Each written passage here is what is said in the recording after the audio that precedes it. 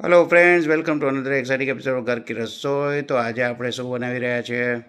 આજે આપણે એક જુદા જ ટાઈપની વાનગી લઈને આવ્યા છીએ. આ છે મિડલ ઇસ્ટનું ફેમસ ડીપ, જેને આપણે ક્યારેક હુમુસ કહીએ છીએ, ક્યારેક હોમુસ કહીએ છીએ, ક્યારેક હમસ કહીએ છીએ.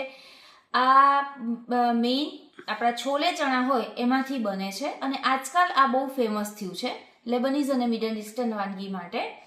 હવે આપણે જ્યારે વાત કરીએ કે તો આનો મતલબ શું, હુમુસ, હમસ કે હોમુસ તમે જે પણ કહી લો, પણ એનો મતલબ શું? તો અરેબિક લેંગ્વેજમાં આનો મતલબ થાય છે આપણા કાબુલી ચણા.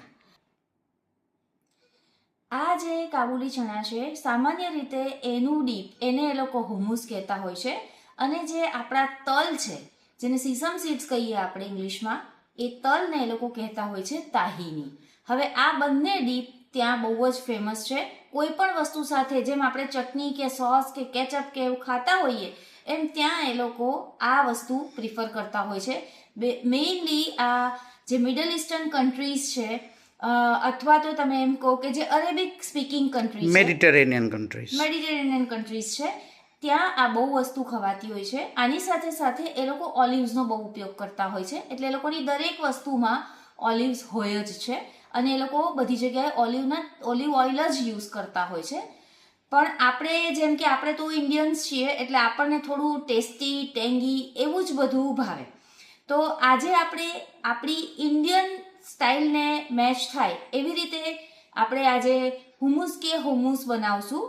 આ ટોટલી ઓથેન્ટિક લેબનીઝ સ્ટાઇલ નથી. એ આપણે જાણતા જશું કે આમાં ઓથેન્ટિક બનાવવું હોય તો શું શું નાખી શકાય અને શું શું અવોઇડ કરી શકાય. તો આજનું હુમુસ તમે શેના માટે બનાવો છો? આ એક ડીપ તરીકે, બ્રેડમાં સેન્ડવિચ તરીકે આપણે ખાઈએ, પિતા બ્રેડ સાથે ખાઈએ. એ લોકો તો દરેક વસ્તુ સાથે ખાતા હોય છે, પણ અહીંયા પણ આજકાલ બહુ રેસ્ટોરન્ટમાં ફેમસ થયું છે, તો લોકો પિતા બ્રેડ સાથે વધારે પ્રિફર કરતા હોય છે. અથવા તો પછી તમે માનો કે ફલાફલ સેન્ડવિચ કે પછી ફલાફલ રેપ, આની અંદર પણ હુમુસ સર્વ થતું હોય છે. બેઝિકલી ફલાફલ એટલે પણ કાબુલી ચણા કે છોલે ચણા. હવે એને પણ આગળથી આપણે એકવાર એની પણ રેસીપી શેર કરશું, પણ અત્યારે